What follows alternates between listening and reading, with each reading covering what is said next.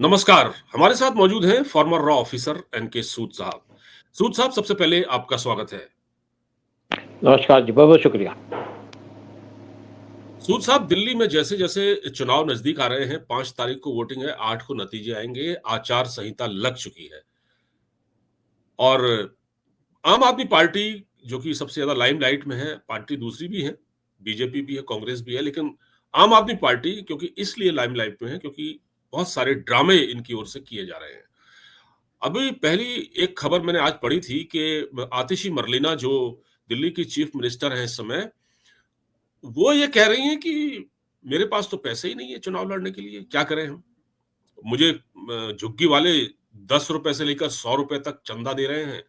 जिसकी जितनी हैसियत हो मुझे पैसा दें, कम से कम मुझे 40 लाख रुपए चाहिए चुनाव लड़ने के लिए, तो इतना पैसा मेरे पास नहीं है। और एक खबर और आई थी सर इससे पहले कि कैग की एक रिपोर्ट लीक हो गई है, जो टेबल नहीं हुई, अरविंद केजरीवाल ने उसको विधानसभा में टेबल नहीं किया, वो लीक हुई है। उसमें कहा गया है कि शराब घोटाले से केजरीवाल सरकार ने सरकार के खजाने को 2026 करोड़ का नुकसान पहुंचाया है। और वो केजरीवाल हैं जो एक टाइम पर जब यूपीए की सरकार थी तो कैग की जो रिपोर्ट थी उसको हाथ में लहराते हुए घूमते थे कि कैग की रिपोर्ट है, सरकार बताए वो क्या कर रही है, और आज अपने मामले में चुप बैठे हुए हैं। देखिए, केजरीवाल बोलते ही कुछ नहीं है। ये जी। लोगों को बेवकूफ समझते हैं, बेवकूफ बना रहे हैं। तो हम्म। केजरीवाल जब पहली बार इलेक्शन लड़े थे तो कहां से पैसे आए थे? इनको डीप स्टेट प्रमोट करती थी, डीप स्टेट उनको हेल्प करते थे। डीयूएस की जो डीप स्टेट है, फोर्ड जी। फाउंडेशन से उनको पैसे मिले हुए थे। और वहां पे जो 200 करोड़ खर्च मिले थे, इकट्ठे किए गए थे, जब यहाँ पे लोग कैंपेन कर रहे थे कांग्रेस के करप्शन के खिलाफ, वो पैसे हम्म। कहाँ गए? केजरीवाल के पास है। शराब घोटाले के पैसे तो गवर्नमेंट इनके पास आने ही दिए। फिर जो हम्म। इलेक्शन चला था हम्म। आपका गोवा में, वहां पे जी। जी। पैसे ट्रांसफर किए गए और बहुत से फंड इनको बाहर से मिले थे। और आज ये जो बात कर रहे हैं आतिशी मरलेना कि मेरे पास पैसे नहीं है, ये क्राउड फंडिंग की बात कर रहे हैं। एक्चुअली क्राउड हाँ। फंडिंग कुछ नहीं है। ये एक्चुअली इनके पैसे की कमी नहीं है, लेकिन अपना पैसा निकाल नहीं सकते क्योंकि यहाँ पे एजेंसीज की इनके ऊपर पूरी नजर बनी हुई है। ये एक्चुअली ऐसा जी। है कि डीप स्टेट की जो इंटेलिजेंस की खबर आ रही है कि डीप स्टेट इनको पैसे देने के चक्कर में, डीप स्टेट इनको पैसा हाँ। देने के चक्कर में क्राउड फंडिंग के थ्रू, और उससे हाँ। इलेक्शन लड़ेंगे, चाहे केजरीवाल चाहे यहाँ पे इनकी आतिशी मरलेना हो। हाँ। आपका इलेक्शन लड़ना क्या जरूरी है? इलेक्शन लड़के तो आपने चोरी करनी है। काम तो आपने हम्म। कुछ किया पहले भी नहीं किया, अब भी नहीं करेंगे। और आतिशी हम्म। मरलेना वो है कि मैं वीडियो ढूंढ रहा था, वीडियो मेरे पास मिस हो गया है, डिलीट कर दिया, कि जब एक हम्म। बीजेपी के लोग कुछ बात कर रहे हम्म। थे, कुछ लीडर थे हम्म। उनके, तो आतिशी हम्म। मरलेना ने एक लड़की के कान, लेडीज के कान में कुछ कहा, और वो हम्म। लेडीज जो वहां से उठ के गई उस आदमी के पास जो बीजेपी का हम्म। लीडर था, थप्पड़ मारने हम्म। शुरू कर दिए। हम्म। तो ये तो इनका एटीट्यूड है। और आप देखिए कई बार ड्रामे करते हैं कि मैं रोने लगी। ये बहुत हम्म। सख्त सख्त टाइप की लेडी है। मैं हम्म। क्या इनके साथ वर्ड यूज करूं, वैसे भी जी। जी। कम्युनिस्ट हैं। हम्म। और ये जरूर है कि अब इनके इनको पता लग तो रहा है कि इलेक्शन जीतेंगे नहीं, सिंपैथी लेने के चक्कर में, बेस मेन इश्यू से अपने इश्यूज को डिस्ट्रैक्ट करने के चक्कर में है, उसी में लगे जी। रहते हैं।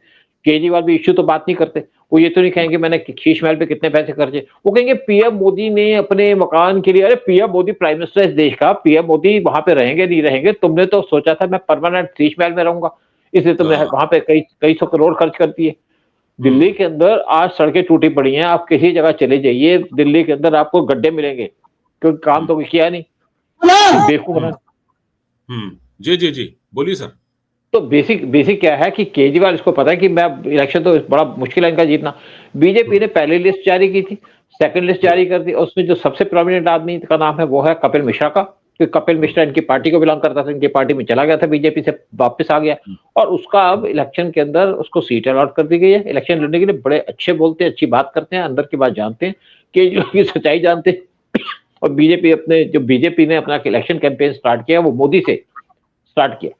यानी कि हम्म। मोदी ने यहाँ पे कुछ स्कीम्स अनाउंस की। मोदी जो कहते हैं वो करते हैं, और केजरीवाल के फर्क, और पीएम मोदी और केजरीवाल फर्क क्या है? मोदी जो हम्म। कहते हैं वो करते हैं, धमकी की चोट पे करते हैं, और केजरीवाल क्या हम्म। है? कहते कुछ है करते कुछ है।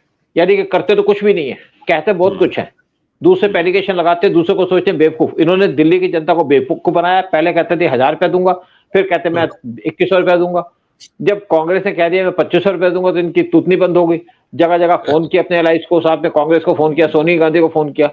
तो उस टाइम पे अजय माकन जो अपने एक स्टेटमेंट देने वाले थे, अपने वो एक मीटिंग होल्ड करने वाले थे, या न्यूज को ब्रीफ करना था, पीछे हट गए।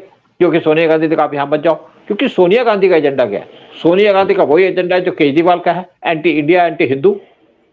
केजरीवाल सपोर्ट करते हैं मुस्लिम को, सोनिया गांधी सपोर्ट करते हैं क्रिश्चियंस को, हिंदू दोनों हेट करते हैं, आपस में मिली भगत है, और दोनों पार्ट हैं डीप स्टेट के, इसीलिए आपस में मिलकर बात करते हैं। अब दोनों ने हाथ मिला लिया पीछे से। लेकिन बीजेपी, मैं देख रहा था, बीजेपी झुग्गियों में, पिछली बार जो इलेक्शन हुआ था बीजेपी के लीडर झुग्गी में गए नहीं। इस टाइम बीजेपी के जो इलेक्शन के कैंडिडेट हैं झुग्गी में जा रहे हैं, वहां पे लोगों के साथ मिल रहे हैं, चाय पानी पी रहे हैं, उनके साथ बातचीत कर रहे हैं बैठ करके। इवन आरएसएस के जो वर्कर्स है इस टाइम पे झुग्गी झोपड़ी में जा रहे हैं। जो बीजेपी का मेन इस टाइम पे अटेंशन है वो झुग्गी झोपड़ी, क्योंकि केजरीवाल उन्हीं लोगों को एक्सप्लॉइट करते हैं, उन्हीं को बेवकूफ बनाते हैं। पढ़ा लिखा आदमी तो इनके साथ है नहीं, लेकिन हाँ जो एंटी नेशनल लोग हैं वो इन्हीं के साथ हैं। एंटी नेशनल लोग जो देश से नफरत करते हैं। आप कह रहे हैं कि बीजेपी के कार्यकर्ता पहले झुग्गी झोपड़ी में नहीं जाते थे, ये केजरीवाल जाते थे और ये वोट लेते थे, लेकिन इस बार तो सर नरेंद्र मोदी पहुंच गए वहां झुग्गी बस्ती में जाके, उन्होंने उनके जो सरकारी जो घर दिए गए हैं उनकी चाबियां तक पकड़ा दी। तो ये तो खेल पलट दिया इस बार तो देखिए दूसरी एक और बात है कि जिस टाइम पे जो कैंपेन को लीड कर रही है बीजेपी, वो पीएम मोदी ने लीड किया उसको, और पीएम मोदी इसको बहुत सीरियस ले रहे हैं। और मैं आपको एजेंसीज की बात हूँ, एजेंसीज के हिसाब से जो सबसे खतरनाक आदमी इंडियन पॉलिटिक्स के अंदर है वो है केजरीवाल। इसलिए एजेंसीज बहुत ज्यादा अलर्ट हैं, और अलर्टनेस जो है उन्होंने भेज दिया पीएम मोदी को भी कि बहुत खतरा है यहाँ से। यहाँ पे जो डीप स्टेट सारा काम कर रही थी, वो कर रही थी केजरीवाल के खिलाफ, दिल्ली के अंदर बैठ करके दिल्ली के अंदर रॉयट्स करवा रही थी, दिल्ली के अंदर जो आप किसान के आंदोलन उसको सपोर्ट करा रही थी, दिल्ली के अंदर मुसलमानों से अटैक करवाए गए थे केजरीवाल ने। जब 2020 में केजरीवाल इलेक्शन जीत के आए थे दिल्ली असेंबली का, तो उसके साथ साथ दिल्ली के अंदर हिंदुओं पे अटैक कर दिया गया, स्पेशली ईस्ट दिल्ली के अंदर, और 70 लोगों का मर्डर कर दिया गया। और उस टाइम पे आम आदमी पार्टी के एमएलए या इनके लीडर इन्वॉल्व थे, आज भी वो जेल में हैं। और स्पेशली कुछ मुस्लिम गुड्डे बुलाए गए थे यूपी से हिंदुओं पे अटैक करने के लिए, और बहुत से सिखों हिंदुओं की दुकानें तक जला दी थी। तो जो आदमी इस टाइप के काम करे, आज ये मंदिर में घूम रहे हैं क्योंकि इनको वोट चाहिए, अदरवाइज कभी मंदिर गए नहीं। 11 मंदिर तोड़े थे केजरीवाल ने जब पहले पिछले टेन्योर के अंदर, लेकिन उस टाइम पे कुछ लोग इकट्ठे होकर के मंदिर दोबारा बना लिए। और केजरीवाल यहाँ पे जो मुस्लिम है उनको तो पैसा देते हैं, लेकिन जब देखा कि इनको मुस्लिम तो इनको वोट नहीं दे रहे, या कांग्रेस खड़ी हो गई थी, तो अब इन्होंने अनाउंस कर दिया कि हिंदू के जो प्रीस्ट हैं उनको पैसे दिए जाएंगे। देना कुछ नहीं है, वादा करने में क्या फर्क पड़ता है, क्योंकि लोग भूल जाते हैं। केजरीवाल को लगता है कि लोग भूल जाते हैं, तो इसलिए केजरीवाल वायदे करते रहते हैं, पैसा मिले ना मिले कोई इशू नहीं है। लेकिन अब यही है कि दिल्ली वालों को बचना है, तो केजरीवाल को यहाँ से हटाना पड़ेगा, केजरीवाल को भगाना पड़ेगा। और इस टाइम पे कपिल मिश्रा को जैसे दिया है टिकट, मैं बड़ा खुश हूँ, क्योंकि वो बहुत अच्छे प्रवक्ता भी हैं, अच्छी बातें करते हैं, अंदर की बात करते हैं। और दूसरी बात है बीजेपी का उन पे कॉन्फिडेंस बहुत इंपॉर्टेंट चीज है। और दूसरी बात यहाँ पे आ रही है कि नुपुर शर्मा को वोट यहाँ पे खड़ा करने की बात है। नुपुर शर्मा को मोस्ट प्रोबेबली टिकट दिया जाएगा असेंबली के अंदर, और नुपुर शर्मा जैसे लोगों को वोट टिकट मिलनी चाहिए। और दूसरी बात है बीजेपी से रिलेटेड ही मैं आपसे बात करना चाह रहा था। नुपुर शर्मा पहली लिस्ट में नहीं थी, दूसरी लिस्ट भी जारी हो गई। बीजेपी ने अब तक पहली लिस्ट में भी 29 कैंडिडेट घोषित किए, सेकंड में जो कल जारी की उसमें 29, तो 52 कैंडिडेट घोषित कर दिए हैं, लेकिन अभी नुपुर शर्मा का नाम नहीं है। दिल्ली में 70 सीटें हैं विधानसभा की, तो अभी एक लिस्ट और आएगी, एक दो लिस्ट और आएंगी। तो क्या लग रहा है आपको? पब्लिक तो बहुत इस बात को मानती है, जो आप कह रहे हैं हम भी मानते हैं, पता नहीं बीजेपी का हाईकमान कैसे सोचता है। नुपुर शर्मा की डिमांड है, तो क्या लगता है आपको टिकट मिलेगा उनको? मुझे लगता है कि उसको टिकट मिलेगा। देखिए ऐसा है कि नुपुर शर्मा ने कोई गलत बात नहीं कही थी, लेकिन उसकी इंटरप्रिटेशन गलत हो गई। जिस मुस्लिम ने हिंदुओं को गालियां दी, तो नुपुर शर्मा ने भी बात रिपीट कर दी जो इस्लाम के अंदर देखी गई है, लेकिन उसके इंटरनेशनल रेमिफिकेशन हो गए। कतर जैसी कंट्री ने अपोजिशन इसको क्रिटिसाइज किया कि आप मुस्लिम पे कैसे अटैक कर सकते हैं, और उसी तरीके से इवन यूएई ने स्टेटमेंट दे दी। तो पीएम मोदी या बीजेपी ने नुपुर शर्मा को साइड पे खड़ा कर दिया और उनको सिक्योरिटी प्रोवाइड कर दी। किसी ने कहा थी आप गर्दन उड़ा देंगे, लेकिन अब नुपुर शर्मा को मुझे लगता है कि दोबारा टिकट दी जाएगी, क्योंकि उनकी टिकट बनती है। उन्होंने कोई गलत बात किया, और देखिए जो फॉरेन कंट्री के अंदर इशू हो गया तो हो गया, अब उसको दोबारा बीजेपी के अंदर टिकट ला करके खड़ा करना चाहिए, क्योंकि यहाँ पे ऐसे लोग चाहिए। और बीजेपी इस टाइम पे टिकट बांट रही है बड़े सिलेक्टिवली, बड़े सोच समझ के। और अभी देखिए कुछ लेडीज को इस टाइम पे ज्यादा सीटें मिली है, ज्यादा इस टाइम पे कैंडिडेट खड़े किए, और कुछ और लेडीज को खड़ा किया जाएगा। इवन आप देखिए एक्स एमपी उनको खड़ा किया है दिल्ली असेंबली के इलेक्शन के अंदर। तो बीजेपी इस इलेक्शन को बहुत सीरियस ले रही है, और स्पेशली क्योंकि यहाँ पे खतरा बना हुआ है देश के ऊपर, देश की सुरक्षा का खतरा बना हुआ है, स्पेशली बना है जो डीप स्टेट के लोग जिसके साथ इन्वॉल्व थे उनसे खतरा है, और एक एक उनका पूरा काम किया जाएगा। मैं एक चंद्रबाबू नायडू की स्टेटमेंट सुन रहा था। चंद्रबाबू नायडू बोल रहे थे आपके आंध्रा के अंदर, उन्होंने जी। कहा 2047 के अंदर हम एक बहुत बड़ी पावर बनने वाले हैं और हुँ, उसके लिए जो सारा क्रेडिट जाता है वो जाता है पीएम मोदी को, जो उनकी पॉलिसी जो प्रोग्राम्स है।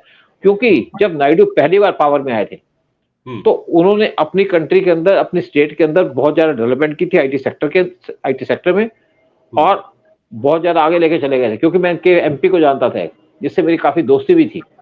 जी। वो भी इनको, जब इनको छोड़ के चले गए, लेकिन तब भी इनको प्रेस करते थे। अब नायडू जैसे बीजेपी के साथ खड़े हैं, मोदी के साथ खड़े हैं, जो देश में जिस तरीके से काम किया जा रहा है, देश हुँ, में जिस तरीके से प्रोग्रेस की जा रही है और जिस तरीके से पीएम मोदी अपने एजेंडे को लेके चल रहे हैं, देश को 2047 के अंदर सुपर जी। पावर बनाने का, हुँ, उसको नायडू सपोर्ट करें। और दिल्ली के अंदर मैं सोचता हूँ लोग सपोर्ट करेंगे हुँ, बीजेपी को। जिस तरीके से पीएम मोदी ने कैंपेन किया है, यहाँ पे जो कैंपेन होगा वहाँ पीएम मोदी होंगे, अमित शाह होंगे, इवन यूपी के चीफ मिनिस्टर योगी होंगे, और जितने भी इनके धुरंधर होंगे वो दिल्ली के अंदर आएंगे। और केजरीवाल को डिफीट करना इस टाइम पे एक एसेंशियल बन चुका है, नेसेसरी बन चुका है। क्योंकि दिल्ली के हाँ, अंदर बैठ करके जो एजेंडा चला रहे हैं, सर इंडिया के खिलाफ, मोदी के खिलाफ और देश के खिलाफ। केजरीवाल वाक़ई बहुत डेस्परेट है इस वक़्त और इस तरह के आरोप लगा रहे हैं कि जो उनकी कांस्टिट्यूएंसी है, क्योंकि वो फँसे हुए हैं। एक तरफ संदीप दीक्षित हैं उनके खिलाफ, जो नई दिल्ली सीट है। वो यहाँ तक बात चल रही है कि केजरीवाल हार की वजह से दूसरी जगह से भी चुनाव लड़ सकते हैं। तो बिल्कुल। एक तो संदीप दीक्षित, दूसरा प्रवेश वर्मा बीजेपी के, दोनों ने इनकी इनकी गर्दन पर हाथ रखा हुआ है। अब ये कह रहे हैं कि जो विधानसभा सीट मेरी है, नई दिल्ली जहां से मैं लड़ता हूं, वहां बीजेपी मेरे वोटरों को तो कटवा रही है, वहां से उनके नाम कटवा रही है और अपने वोटर ऐड करवा रही है। मतलब ये फर्जीवाड़ा बीजेपी पर ये आरोप लगा रहे हैं। देखिए बेसिकली बीजेपी जो यहाँ पे इलीगल लोग बैठे हैं, रोहिंग्या और बांग्लादेशी, उनको भिजवा रही है, उनको कटवा रही है। लेकिन केजरीवाल ने उसके ऊपर कंट्रोवर्सी स्टार्ट कर दी। उसने कहा जो नाम कटवाए जा रहे हैं वो कटवाए जा रहे हैं, जो यूपी और बिहार के लोग हैं। तो हाँ। यहाँ पे लोग नाराज हो गए केजरीवाल से कि तुम हम्म, बांग्लादेशियों और ये रोहिंग्यास को उनको सपोर्ट कर रहे हो, लेकिन वहाँ पे जो यूपी और बिहार से लोग हैं उनको अपोज कर रहे हो। इस पे शोर मच गया यहाँ पे, और केजरीवाल को जगह नहीं मिल रही मुंह छुपाने की। तभी ये भागे गए अपोजिशन पार्टी के ऊपर कि आप जाइए और कांग्रेस को समझाइए कि अपने कैंडिडेट को विड्रॉ कर ले। इसीलिए जब यहाँ पे एक प्रेस कॉन्फ्रेंस करने की बात थी अजय माकन के द्वारा, उसको सोनिया गांधी ने कहा अब प्रेस कॉन्फ्रेंस मत करो, और यहाँ पे जो कैंपेन चल रहा है तुम्हारा केजरीवाल के खिलाफ, उसको बंद करो। क्योंकि सोनिया गांधी इनको प्यार करती हैं, अपनी पार्टी प्यार इसलिए करते हैं कि उनका जो एजेंडा है वो सोनिया गांधी से मिलता है। और दूसरी बात है कि सोनिया गांधी को अपनी पार्टी की फिक्र नहीं है। वो चाहे को हम्म, कहते हैं कांग्रेस है भारत के अंदर, हम्म, यहाँ तो मेरा एजेंडा चलना चाहिए। क्योंकि केजरीवाल यहाँ पे सपोर्ट करते हैं मुस्लिम्स को, और इसीलिए सोनिया गांधी उनको पसंद करती है। या दोनों पार्ट हैं डीप स्टेट के, deep state anti India forces को सपोर्ट करती है, पैसा देती है। और जिस तरीके से ये भी आतिशी ने बात की है कि लोग मुझे पैसा दे रहे हैं, क्राउड फंडिंग की बात कर रही है। और क्राउड फंडिंग इसको कहाँ से आ रही है? ये जो फंडिंग का नाम तो अलग है कि मुझे लोग पैसा दे रहे हैं, फंडिंग आ रही है इनको डीप स्टेट से, और ये हम्म। दोबारा से फंसने वाली हैं। अगर इनके अकाउंट के अंदर कोई बाहर से पैसा है या इनको पैसा रिसीव हुआ, तो एजेंसी की आंख पूरी लगी हुई है इसके आतिशी मरलेना के ऊपर और केजरीवाल के ऊपर, और इनको रंगे हाथ पकड़ लिया जाएगा अगर इन्होंने किसी भी तरीके से इलीगल तरीके से पैसा इकट्ठा किया। और देखिएगा कि बहुत जल्दी केजरीवाल जेल में जाएंगे। केजरीवाल के बचने का को कोई चांस नहीं है, क्योंकि एजेंसी से पूरी रिपोर्ट दे दी पीएम मोदी को केजरीवाल के खिलाफ। केजरीवाल की रियल इंटेंशन क्या है और कौन उनके पीछे है, कौन सी पावर बैठी है जो केजरीवाल के पीछे, जो उनको प्रमोट सर, कर रही है, इंडिया को नुकसान पहुंचा रही है। एक मैं कल केजरीवाल का एक स्टेटमेंट आपको और बता रहा हूं। कल उन्होंने एक स्टेटमेंट और दिया कि बीजेपी में नहीं, मेरी पार्टी में बीजेपी के खुफिया एजेंट हैं। मेरी पार्टी में बीजेपी के खुफिया एजेंट हैं, उन्होंने कहा। तो मैंने कहा मैं आपसे पूछता हूँ, केजरीवाल तो खुद भी एक खुफिया यूनिट बनाने वाले थे, जिसमें उस हाँ, अफसरों की निगरानी करने वाले थे। ये जो ना मैंने कहा ना कि मेरे से अप्रोच किए थे कि हमारे लोगों को ट्रेनिंग दो। अच्छा। जब मैंने कहा भाई ठीक है, आप क्या ट्रेनिंग चाहते हो? हमारे हाँ, एक पुराने ऑफिसर थे, उन्होंने कहा भाई सूद आपके पास तो काफ़ी नॉलेज है, आपके पास कुछ लोग भी हैं। मैंने कहा हुँ, ठीक है। जब हुँ, देखा कि मैंने कहा सर आप इक्विपमेंट तो मंगा नहीं सकते? कहते वो तो हम मंगा लेंगे, हम हमारे पास बहुत से इंडस्ट्रीज बैठे हैं, उनसे हम इक्विपमेंट सारे मंगा लेंगे। हुँ, तो मैंने कहा सर ये आप बगैर आईबी और रॉ के अप्रूवल के तो आ नहीं सकते इक्विपमेंट। कहते हुँ, वो छोड़ो, तो ट्रेनिंग दोगे? मैंने कहा जी देखता हूँ। तो मैंने देखा कि इनके तो एजेंडा ही गलत है। ये एक्चुअली उस हुँ, टाइम पे एक एजेंसी बना रहे थे। देखिए अच्छा। दिल्ली की जो गवर्नमेंट है, लोकल गवर्नमेंट है, इनकी कोई एजेंसी नहीं हो सकती। हुँ, जो मेन एजेंसियां वो सेंटर की होती हैं। फिर यहाँ पे जो पुलिस होती है उनकी सीआईडी होती है। लेकिन उनको परमिशन नहीं होती कि आप बड़े-बड़े इक्विपमेंट लो। जो बड़े-बड़े इक्विपमेंट होंगे वो होंगे आईबी के पास, रॉ के पास या आपके ईडी के पास या सीबीआई के पास। लेकिन या एनटीआरओ के पास। लेकिन उसके बाद पता चला कि ये तो एक एजेंडा गलत था, यानी कि पीएम मोदी की एक्टिविटीज़ पे वाच रखना चाह रहे थे, इन इक्विपमेंट से, तो मैं तो पीछे हट गया। बाद में इन्होंने कुछ दिल्ली पुलिस के लोगों को इकट्ठा किया और उनसे काम कराया कि यहाँ पे इन पे वाच रखो। खास तो कर नहीं पाए वो, क्योंकि उनके पास इक्विपमेंट तो है नहीं, ना उनके पास उस टाइप की नॉलेज है। सीआईडी और इंटेलिजेंस के अंदर बहुत ज़्यादा फ़र्क होता है। और बाद सर में एक बात एक बताइए, पुलिस वाले ने शूट कर दिया। एक हाँ, बात मुझे बताइए सर, ये आखिरी सवाल है कि केजरीवाल जब ये कहते हैं कि मतलब वो पहले ही प्रेडिक्शन कर देते हैं, कभी कहते हैं कि आतिशी मरलेना की वहाँ रेड पड़ने वाली है, मैं पहले ही बता देता हूँ। वो फिर कहते हैं मेरे वहाँ रेड पड़ सकती है, फिर वो कभी कहते हैं कि मनीष सिसोदिया का वहाँ रेड पड़ती है। तो इनको ये बात बताता कौन है? कोई खुफिया मतलब इसका कोई है कोई कि नहीं, इनकी नहीं, मतलब कोई देखिए ऐसा है एजेंसी है? देखिए ऐसा है कि बेसिकली उनके कांग्रेस के साथ भी लिंक है। हुँ, और पता तो आइडिया तो हो ही जाता है कि हम हेरा-फेरी कर रहे हैं तो कुछ ना कुछ होगा। ये हुँ, आदमी की इंट्यूशन होती है और हुँ, इनको तो आदत है वैसे भी उल्टे-सीधे इल्ज़ाम लगाने की। हुँ, कोई इनको बता के तो रेड करेगा नहीं। हुँ, तो बेसिकली केजरीवाल ने कुछ ना कुछ तो गपशप मारनी होती है, उल्टी-सीधी बात करते हैं, क्योंकि ये मेन इश्यू की बात नहीं करते। कभी ये तो बात नहीं करेंगे कि गंगा साफ करनी है, 2-3 बार कहा, यमुना साफ हाँ, करनी है, 2-3 बार साफ करनी है, तो फिर साफ नहीं की। तो पूछा भई आपने साफ नहीं की, कहते तो अगली बार कर देंगे। तो ये इश्यूज़ को डायरेक्टली डील नहीं करते और जो आपके डीप स्टेट के लोग हैं, ये इश्यूज़ पे डायरेक्ट बात नहीं करते। इवन आप कमला हैरिस को देख लीजिए, उसने कोई इश्यू की बात हुँ, तो नहीं की। जब हुँ, यहाँ पे 2024 के इलेक्शन हो रहे थे तो राहुल गांधी पासपोर्ट दिखा रहे थे, हमारा हुँ, कॉन्स्टिट्यूशन दिखा रहे थे, क्योंकि वो भी हुँ, इश्यू पे बात नहीं करते। अब जो राहुल गांधी जैसे बेवकूफ़ी की बात करते हैं कि राह हम प्याज से सोना उगा देंगे, आलू से सोना उगा देंगे, तो लोग सुनते हैं, टाइम पास करते हैं, इनके साथ जाकर के हँस लेते हैं। लेकिन इनके एजेंडे के पीछे एजेंडा होता है। यानी कि लोगों को ये पता है कि जो लोग हेट करते हैं मोदी को वो मुझे देंगे, या जो जो हिंदुस्तान को हेट करते हैं वो इनको वोट देंगे। उनकी वोटें फिक्स्ड हैं। कुछ आज कास्ट का इश्यू उठाना शुरू कर दिया आजकल इससे, जैसे केजरीवाल ने इश्यू उठाने शुरू कर दिए। तो केजरीवाल के पास कोई इन्फॉर्मेशन नहीं होती, लेकिन इनको तुक्के मारने क्या आता है। ठीक है सर, तो देखते हैं कि आतिशी मरलीना अब कैसे चुनाव लड़ती हैं। कह रही हैं कि पैसे तो उनके पास है नहीं, कितनी क्राउड फंडिंग उनको होती है। आप कह रहे हैं कि उनके पास डीप स्टेट से ही पैसा आता है, पैसे की कोई कमी नहीं है। अब रिजल्ट बता देगा 8 तारीख को क्या होने वाला है। बहुत-बहुत धन्यवाद जी, सर, बातचीत करने के लिए हमसे। नमस्कार, ओके, शुक्रिया बहुत, नमस्कार। नमस्कार।